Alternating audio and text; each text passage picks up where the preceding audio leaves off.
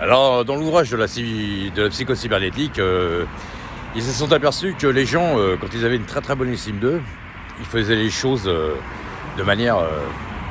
voilà, ils cartonnaient quoi, ils cartonnaient dans tous les sens. Et ils se sont aperçus que dès qu'il y avait un problème, par exemple, je sais pas moi, un échec quelque part, une vente ratée pour quelque chose, et bien que la psychologie elle était en baisse, une perte d'estime de la personne, et que la personne était beaucoup moins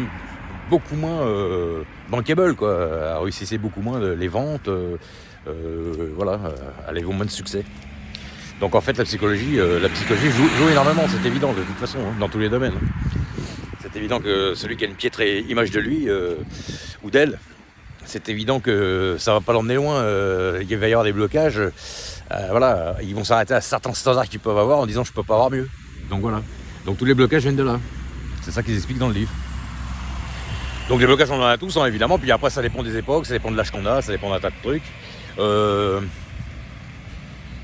Ça dépend aussi de l'endroit où on vit, moi je dis, parce que ça dépend, voilà, il y a pas mal de...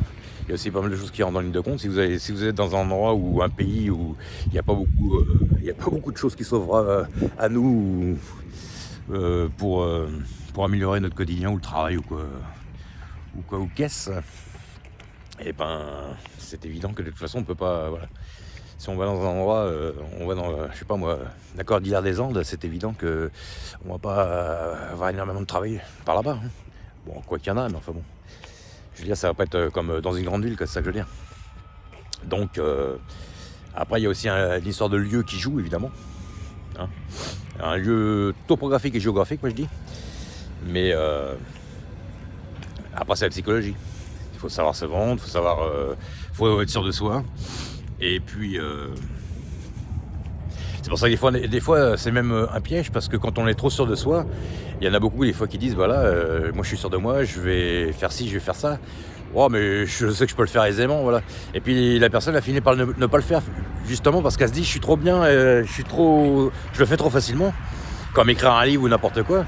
Et puis des fois on attend des années, puis rien n'est fait finalement, parce que finalement la personne elle se dit, je le ferai un de ces quatre parce que voilà, j'ai le temps, je sais le faire, c'est de la rigolade. Et puis finalement, c'est un piège. Donc, il y a des moments où avoir trop confiance en soi, c'est pas bon non plus. Donc, c'est encore une histoire d'équilibre, c'est encore un juste milieu avec tout ça. Et c'est ce qu'ils expliquent dans tout ce livre-là. Donc voilà. Donc pour moi, de toute façon, c'est clair, net et précis. Il faut un équilibre dans tout. Selon le moment, selon ce qu'on fait, selon pourquoi. Selon le pourquoi comment, comme on dit. Et puis voilà. Regarde, ça, superbe sapin là. Balai dessus là. Bon bah voilà. Bon bah putain, les gens.